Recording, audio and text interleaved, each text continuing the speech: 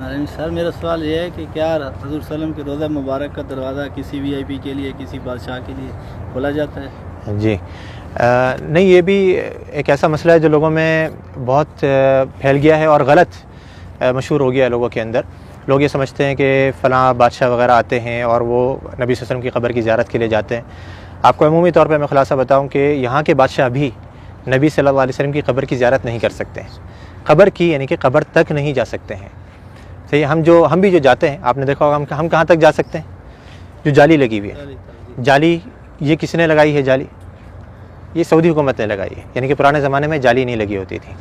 اس کے پیچھے، جالی کے پیچھے کیا ہے؟ بہت سے لوگ یہ سمجھتے ہیں، وہ جھانک کر کے دیکھ رہا ہوتا ہے کہ ہمیں قبر نظر آ جائے کسی طریقے سے۔ قبر ناممکن ہے کہ نظر آ جائے، کیونکہ جالی کے پیچھے 3 دیواریں ہیں۔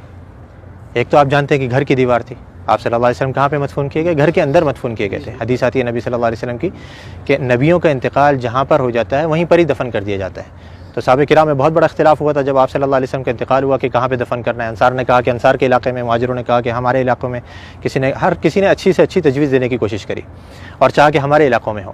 قریب تھا کہ تلواریں نکل جائیں۔ حضرت ابو بکر رضی اللہ عنہ آئے اور آ کر کے حدیث سنائی کہ میں نے نبی صلی اللہ علیہ وسلم سے سنا ہے کہ نبی کا انتقال جہاں ہو جائے وہیں دفن کر دینا چاہیے۔ تو صحابہ کرام یہ تھے کہ جو ابھی جنگ چھڑنے والی تھی، فوراً تلواریں اپنے بند کر دی گئیں۔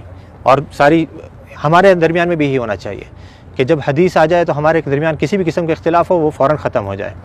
تو آپ صلی اللہ علیہ وسلم کو دفن کیا گیا کہاں پر؟ دیکھا گیا کہ آپ کا انتقال ہوا ہے حضرت عائشہ کے گھر کے اندر۔ آپ صلی اللہ علیہ وسلم حضرت عائشہ کی گود میں سر رکھے ہوئے تھے، آپ بیماری کی حالت میں تھے، بہت زیادہ بخار کی تپش میں تھے۔ تو آپ صلی اللہ علیہ وسلم کو وہیں پر ہی مدفون کر دیا گیا جس جگہ پہ آپ کا انتقال ہوا۔ تو وہ جگہ کون سی تھی؟ گھر۔ اب گھر کی ظاہری بات ہے 4 دیواری تھی۔ 4 دیواری کے باہر کچھ عرصے کے بعد پرانے زمانے میں ہی ایک اور دیوار بنائی گئی جس کے 6 کونے تھے۔ 6 کونے، یعنی کہ عام طور پہ 4 کونے ہوتے ہیں نا گھر کے دیوار کے، اس کے 6 کونے بنائے گئے تھے۔ یہ 6 کونے کیوں بنائے گئے تھے؟ پیچھے کی طرف سے قبلہ بھی اس طرف ہے، جنوب میں، مدینہ کا جنوب میں قبلہ ہے، گھر ادھر ہے، گھر کے پیچھے کا جو علاقہ ہے وہاں پہ تیکون بنایا گیا تھا۔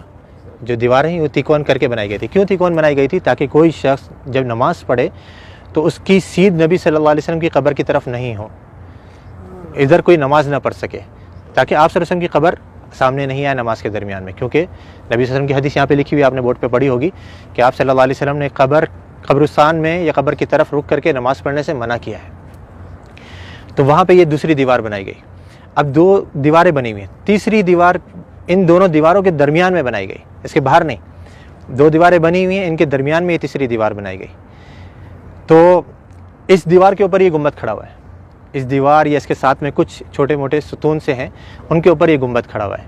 یعنی جیسے میں نے ابھی تھوڑی دیر پہلے ذکر کرا تھا کہ جو اندر گھر کی دیوار ہے وہ تو کچی ہے، اس کے اوپر گنبد نہیں بنایا جا سکتا ہے، تو گھر کے باہر کی دیوار پر یہ گنبد کھڑا کیا گیا۔ تو اب یہ 3 دیواریں ہیں، یہ 3 دیواروں کے اندر جو پہلی دیوار تھی، سب سے گھر کی جو دیوار تھی، اس کے اندر پہلے زمانے میں ایک کھڑکی تھی، ایک دروازہ تھا اور اوپر ایک روشن دان تھا۔ روشن دان وہاں سے ہوا ہے۔ کھڑکی اور دروازہ جو پرانے زمانے میں بند کر دیا گیا تھا، رہ گیا تھا روشن دان۔ وہ بھی کچھ عرصے کے بعد اس ڈر سے کہیں کوئی پرندہ اندر گر کر کے مر نہ جائے اور اس کی بسان بدبو وغیرہ اندر پھیلے، وہ بھی بند کر دیا گیا بالکل۔ تو اب کوئی اندر جانے کی جگہ باقی رہی؟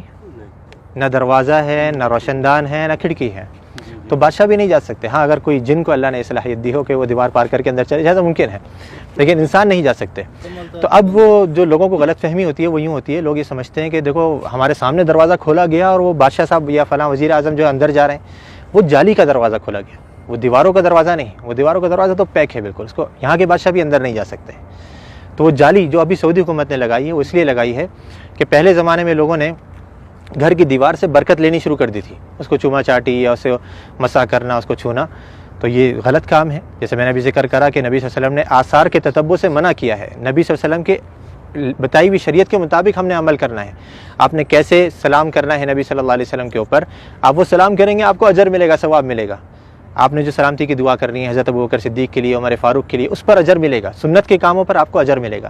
لیکن دیواروں کی چوما چاٹی کرنا، یا جیسے بہت سے لوگوں کو دیکھا جاتا ہے مسجد نبوی کے در و دیوار کو ابھی بھی وہ اپنے رومال اتار کر کے اس پہ پھیر رہے ہوتے ہیں کہ اس کے اندر برکت منتقل ہو جائے، یا کوئی احرام کا کپڑا لایا ہوا ہوتا ہے، یا کوئی ٹوپی اتار کر کے اس پہ پھیر رہا ہوتا ہے، یہ سب غلط کام ہے۔ تو یہ پرانے زمانے میں جب شروع ہوئے تو اس زمانے کے جو علماء کرام تھے، لوگ کہتے ہیں نا یہ وہابی، تم تو اس زمانے کی پیداوار ہو، ہمیں بیچارے ہم وہابی کہتے ہیں، ہم تو اپنے آپ کو وہابی نہیں کہتے۔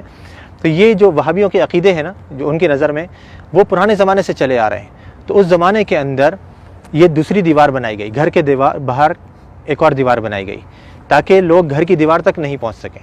اب وہ کچھ عرصے تک نئی دیوار تھی، لوگوں کو معلوم رہا کہ بھائی یہ تو نئی دیوار ہے، کچھ نہیں کرنا یہاں پہ، لیکن آہستہ آہستہ پھر نئی نسلیں آتی رہیں، وہ سمجھے کہ یہ بھی گھر کی دیوار ہے، پھر علماء نے ایک اور دیوار بنوا دی۔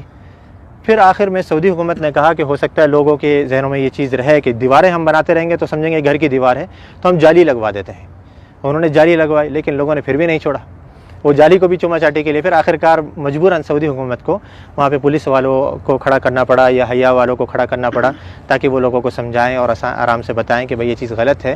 مسح جو ہے وہ آپ نے حجر اسود کا کرنا ہے، اس کو چومنا ہے، اس کو آپ نے مسح کر سکتے ہیں، یا اس سے پہلے والا جو رکن یمانی ہے اس کو آپ چھو سکتے ہیں، ہاتھ لگا سکتے ہیں۔ یہ گھر کی دیواروں کو یا نبی صلی اللہ علیہ وسلم کے روضے کو ہم نے ہاتھ نہیں لگانا ہے، بلکہ یہاں پر آ کر کے ہم نے آپ کے لیے ادب سے سلام پیش کرنا ہے، سلامتی کی دعا کرنی ہے، تو وہاں پہ کوئی نہیں جا سکتا۔